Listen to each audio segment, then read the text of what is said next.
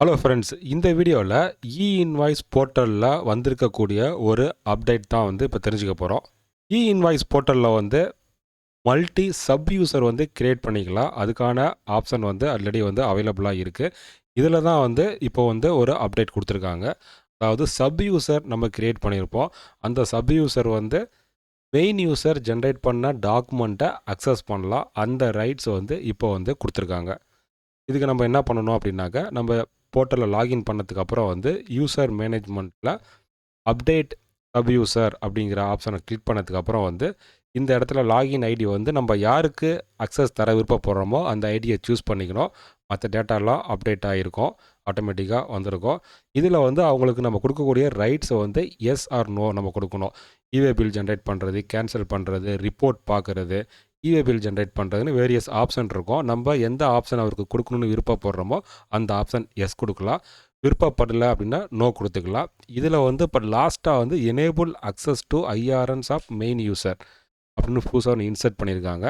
Main user generate பண்ண டாக்குமெண்ட்டை வந்து இந்த சப் யூசர் அக்சஸ் பண்ணலாம். மெயின் யூசர் வந்து ஒரு இன்வாய்ஸ் போட்டிருக்காரு அப்படின்னாக்க அதுக்கு எகென்ஸ்டாக வந்து ஆட்டோமேட்டிக்காக வந்து இவே பில்லும் வந்து இவரால் போட முடியும். இதுக்கு முன்னாடி வந்து ரெஸ்ட்ரிக்ஷன், அந்த பர்டிகுலர் ஐடியில் என்ன இன்வாய்ஸ் ஜென்ரேட் பண்ணாங்களோ அதுக்கு எகென்ஸ்டாக தான் வந்து இவே பில் ஆட்டோமேட்டிக்காக ஜென்ரேட் பண்ண முடியும். இப்போ வந்து மெயின் யூசர் ஜென்ரேட் பண்ண டாக்குமெண்ட்டையும் அக்சஸ் பண்ணலாம் அப்படிங்கிறது தான் இந்த ஆப்ஷன். இது வந்து ஒரு நல்ல ஃபீச்சர். இப்போ உங்களில் வந்து அந்த main user sub user concept எப்படி ஃபங்க்ஷன் ஆகுது அப்படிங்கிறது உங்களுக்கு தெரிஞ்சிருக்கும். இப்போ தெரியாதவங்களுக்காக நான் உங்களுக்கு எக்ஸ்பிளைன் பண்ணுறேன். இப்போ வந்து ஃபேக்ட்ரி வந்து ஒரு இடத்துல ரன் ஆகிட்ருக்கோம்.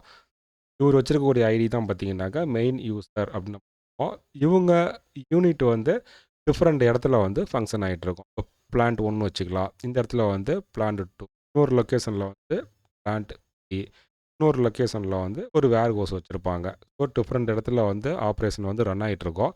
மெயின் யூசர் வந்து அந்த டேக்ஸ் கண்ட்ரோல் யார் பார்க்குறாங்களோ அவர் வந்து இந்த ஐடி வச்சுருப்பார். இவர் வந்து சப் யூசர்னு சொல்லி கிரியேட் பண்ணி அந்தந்த லொக்கேஷனில் இருக்கக்கூடிய ஆத்தரைஸ் பர்சனுக்கு ஐடி கொடுத்துருவார். அந்த ஐடியில் நடக்கக்கூடிய டிரான்சாக்ஷனுக்கு அந்த பர்சன் தான் ரெஸ்பான்சிபிளாக இருப்பார்.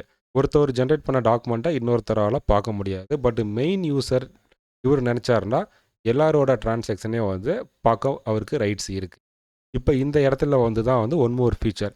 இந்த சப் யூசர் பர்சனுக்கு நம்ம அக்சஸ் கொடுத்தோம் அப்படின்னாக்க நம்ம ஜென்ரேட் பண்ண டாக்குமெண்ட்டை இவரால் பார்க்க முடியும். தான் வந்து இந்த அக்சஸ். இது எதுக்காக அப்படின்னாக்க இவே பில் ஜென்ரேட் பண்ணும்பொழுது ரொம்ப யூஸ்ஃபுல்லாக இருக்கும். இன்னொரு ஐடியில் ஜென்ரேட் பண்ணவங்களோ இப்போ சப் யூசர் மூலிமா வந்து இவே பில் எளிமையாக வந்து ஆட்டோமேட்டிக்காக பார்ட்டியை வந்து ஜென்ரேட் பண்ணிக்கலாம். இது வந்து ஒரு நல்ல அப்டேட். இந்த அப்டேட்டை நீங்கள் யூஸ் பண்ணி பாருங்கள். ஃபர்தராக வந்து இதில் உங்களுக்கு டவுட் இருக்குது அப்படின்னா இந்த வீடியோவோட கமெண்ட் பாக்ஸில் கமெண்ட் பண்ணுங்கள். இது மாதிரி இன்னொரு அப்டேட்டில் சந்திக்கலாம். தேங்க்யூ.